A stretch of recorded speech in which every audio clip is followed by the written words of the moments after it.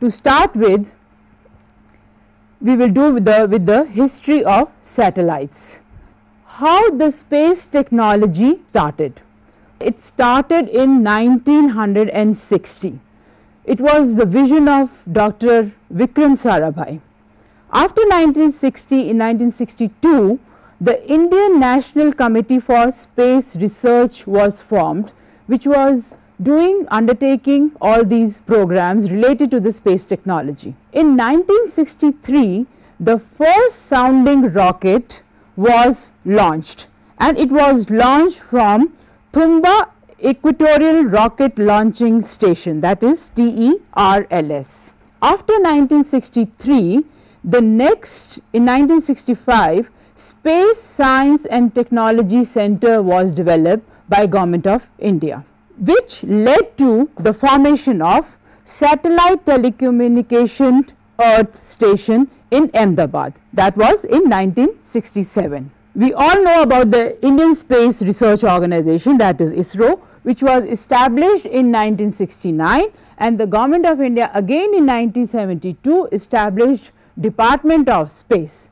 Presently, ISRO and Department of Space, they are organizing the activities of space technology and related to the space satellites in coordination with each other. So, Indian Space Research Organization, which was established in 1969, and the Department of Space, which was established in 1972, is organizing all these activities. Now, let us see. The first satellite was launched in 1975. So, you see it was almost 30 years back India launched its first satellite, which was named after the first Indian astronomer Aryabhat. From the erstwhile USSR, that is at that time it was USSR, from the Intercosmos rocket into the Earth orbit, and it was all the imagination or the work of Dr. Vikram Sarabhai. The Aryabhat was used for X-ray astronomy and solar physics. After the Aryabhat, the first was Bhaskara 1, which was launched in 1979, and after that the Bhaskara 2 satellite was launched in 1981. Both these satellites were launched from Intercosmos rocket, that is from the USSR, and these were experimental Earth observation satellites. When the Bhaskara 1 and 2 was launched, there were 3 main experiments conducted. The first one was STEP, that is the Satellite Communication Experiment Project, which was conducted in the year 1977 and 79. Later on, before that, the Satellite Instructional Television Experiment site was conducted in 1975 and 76.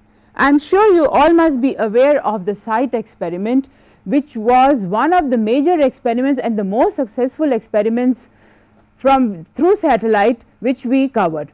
This experiment was conducted in 6 states, that was Andhra Pradesh, Bihar, Karnataka, Orissa, Madhya Pradesh, Rajasthan.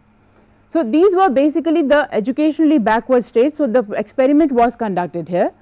The programs or the programs for children and the adults were telecast through this satellite in the morning and in the afternoon. Both these experiments, the Satellite Instructional Television and the Satellite Communication Experiment Project, that is the STEP, were very successful, which led to another project, that was APPLE. Full form of APPLE is the Ariane Passenger Payload Experiment, which was launched in 1981 by the Ariane launch vehicle of ESA. ESA stands for European Space Agency. So, at that time the satellite was done by India, but the launch vehicle was the Ariane launch vehicle of the European space application. APPLE was the fixed satellite system through which the experiments were conducted. All these 3, the STEP, the SITE and the APPLE, led to the most important one which we still listen about, that is the INSAT. INSAT satellites, the largest communication satellite system in India. In this INSAT, the first series was the INSAT 1 series. Again in 1982 it was launched as INSAT 1A. Then next came the INSAT 1B. All these, the first series basically were just experimental satellites which did not last for a longer period of time because of some problem or the other, but India never stopped experimenting all those things. So, after INSAT 1B, INSAT 1C was launched in 1988, followed by INSAT 1D in 1990. Because the first series were little failures, I can say, so the second series of INSAT were launched beginning in 1992 by INSAT 2A. I have just presented a chronological thing. In 1992, INSAT 2A was launched, in 93 2B, 95 2C, and INSAT 2D was launched in 1997 and 2E in 1999. With every launch, the scientists were more motivated and they developed and launched and designed better satellites and to have it more capacity. Then came the INSAT third series from 3A to 3C, which emphasized on telecommunication. The same in the third series were the INSAT 3D series, which experimented more on the meteorological capabilities of the country. It means it catered to the meteorological part of it or gave data of the meteorological system. After the INSAT 3 series was the INSAT 4 series. The 4 series were the planned and initiated. Under the INSAT 4 series, we will be having from INSAT 4A to 4G. The advantages of this INSAT satellites were, first, it helped the country to expand our TV network firstly. Secondly, it helped us in the telecommunication. You all must be observing how telecommunication has revolutionized in our country. Like the small villages, small block level, taluka level also, we have the phone system here.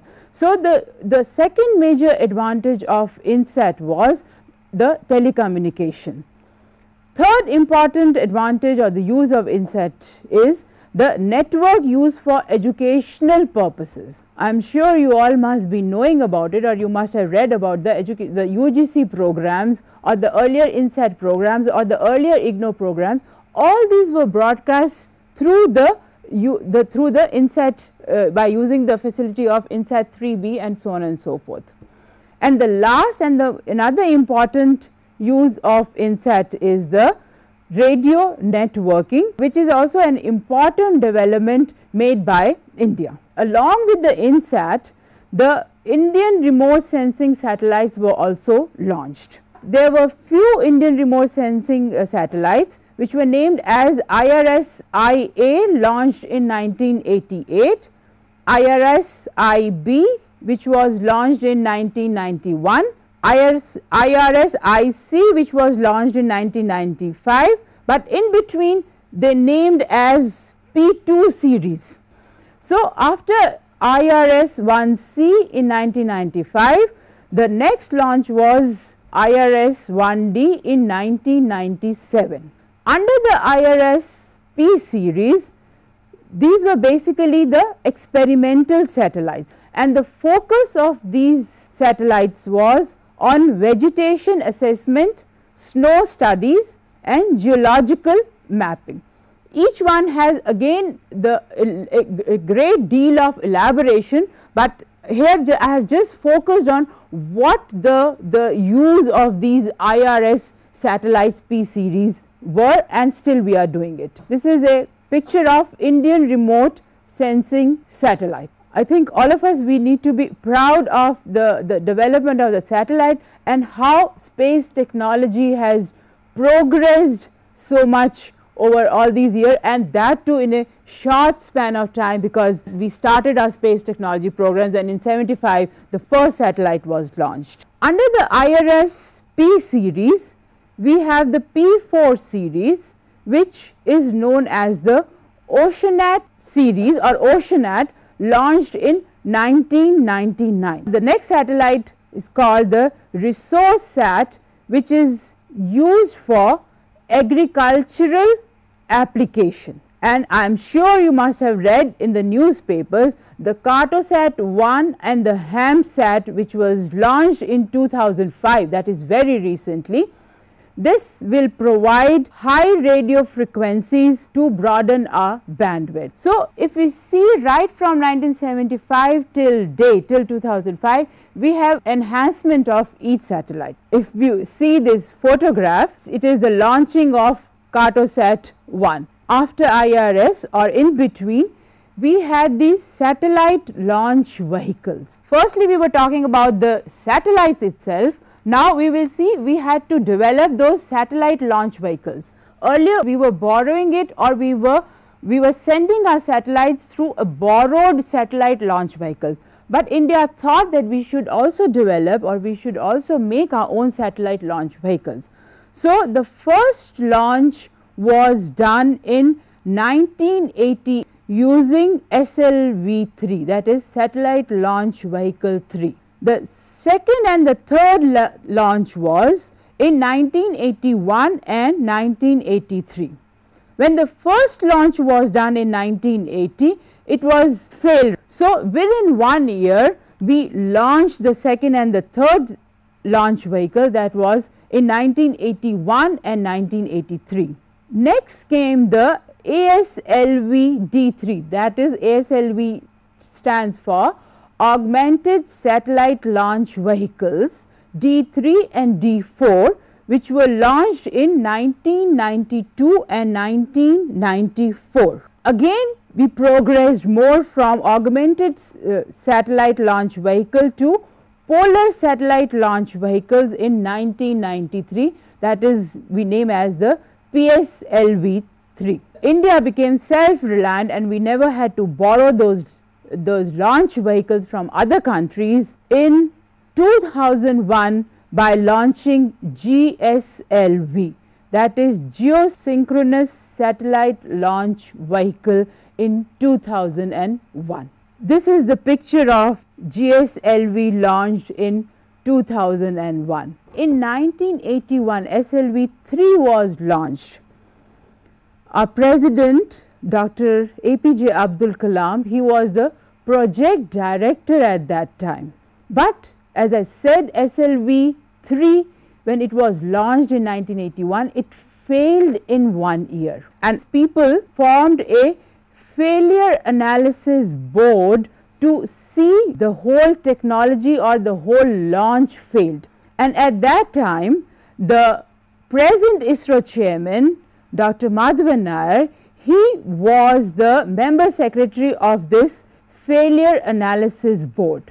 And it was said in that meetings, those failure board meetings, it said if one does not do anything, he does not experience any problem. In a mission, problems arise. Problems should not become the master. You should become the master of the problem, defeat problem and succeed.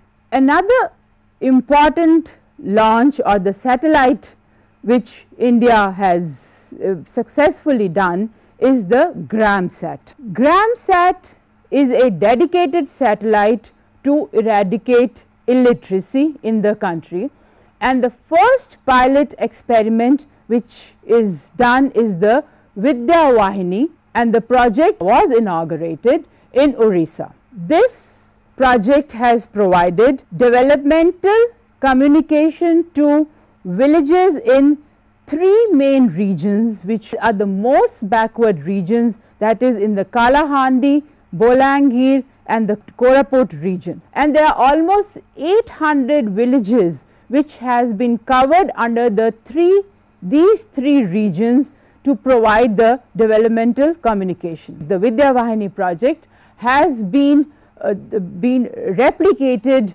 in Andhra Pradesh for their telemedicine and for the agriculture, for e-governance and for the distance education programs, and Government of India wants to replicate these programs in other states. So, this GramSat was another satellite which is an important landmark in the satellite history of India.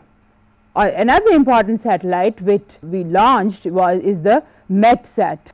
As the name suggests, it has to do something with the meteorological thing. It was launched in 2002. It means it's the latest satellite launch, and it is dedicated meteorological satellite. This satellite gives the cyclone warning. It collects data on that. It gives weather imagery and sent to the meteorological departments. So, METSAT is another important satellite which the country launched in 2002. Another experimental satellite is the GSAT satellites. The GSAT-1 satellite was launched in 2001. These GSAT satellites are used for digital audio broadcasting and digital TV signal transmissions. The next in the series of the GSAT is GSAT-2, which was launched in the year 2003, and GSAT-3 and GSAT-4 are under planning. So, this is another satellite which India has been able to design and launch successfully. Now, we come on to the dedicated satellite, that is the EduSat. It is a dedicated satellite for education. It was launched in September 2004. It weighs 1950 kgs. It has 5 Ku band transponders covering north, northeast, east, south and western regions.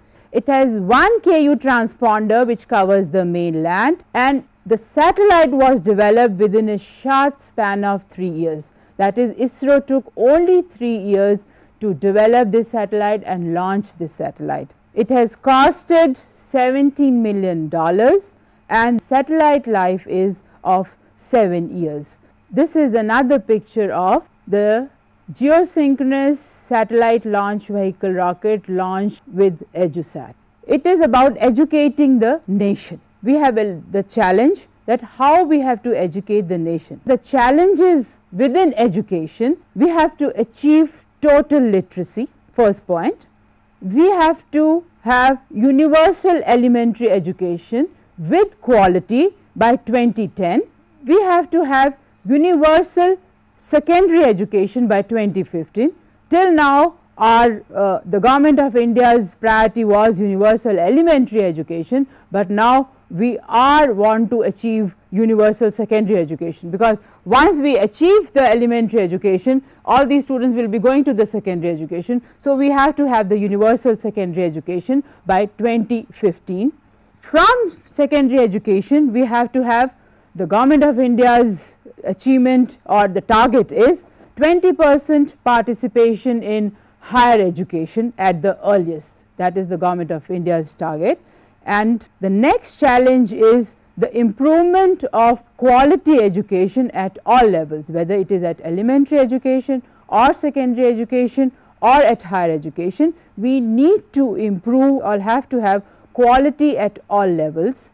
And then global competitiveness. We all know that we are getting universities from outside in our country. So, it is becoming global. So, we have to have a global competitiveness, and hence we can achieve our targets. The other challenges of education are, we are talking about the main 3 levels, the elementary, the secondary and the higher education level. The next challenge of education is we have illiteracy in health and nutrition sector, science and technology, monosyllabic education we have to provide, and life education, life skill educations we have to provide. We have to provide legal literacy, which especially we have to cater to the women, and we have to have a knowledge flow and management system. And the last and the most important, through which the distance education or we can use the facilities of EduSat, is the continuing and enrichment lifelong education, that we can say the capacity building or the training, the skills which we need in all the workers from any field. So, what is the concept? We have to have in the EduSat, it has channels for small children, old age, youth, women, science and technology, heritage, health, language learning besides the school and the higher education. How we are going to do is through radio, television, video and computer communications. Then we have interactive and non-interactive modes. The next important point, what will be the pedagogy here? Like in a classroom, whether it is at school level or whether it is at higher education level, it is an instructivist approach. That is, teacher comes to the class and he or she just delivers the lecture and thinks that the student will grasp it or will know it. It is just the passing of the information or the knowledge from teacher to the students. That is called the instructivist mode. But here, through this mode, what we can do, we have to adopt a new pedagogy, that is the constructivist approach to learning. And what is constructivist approach? It is that all of us, we build our own knowledge or we build our own learning through our experiences and through environment. This is the main point with what all educationists in India and abroad, basically abroad, they are using this approach, that is the constructivist approach to learning. Through this constructivist approach, we want to achieve higher level of cognition and creativity.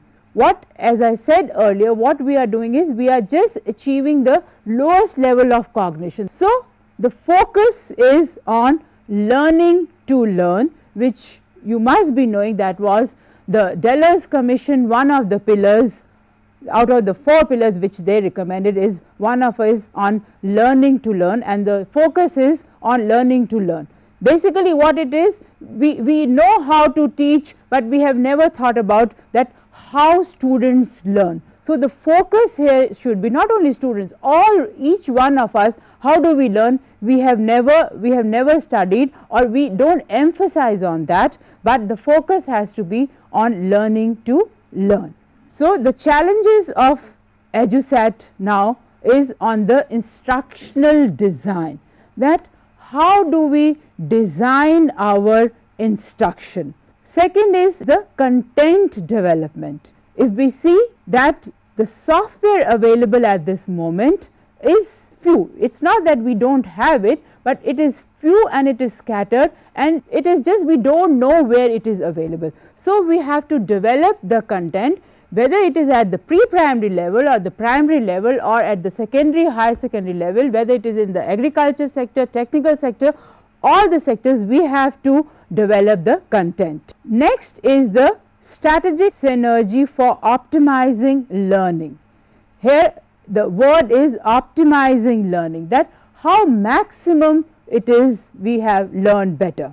And the next challenge is the software design and the development, and developing human capacities. That is the most important part of it, that is how to develop the human capacities, and management and auditing of the learning. This was in all the previous slides.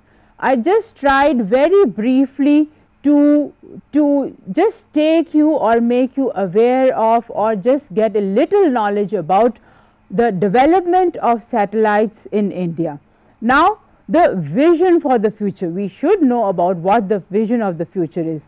This again I have taken it from one of the newspaper cuttings, which are the views of President APJ Abdul Kalam in an interview published in the Hindu on July 28, 2005. The vision for the next 10 years he has given is as first, create a hyperplane. Hyperplane is that the satellite people or the space technology people, they want to use the reusable launch vehicles. Hyperplane is that we are using reusable launch vehicles.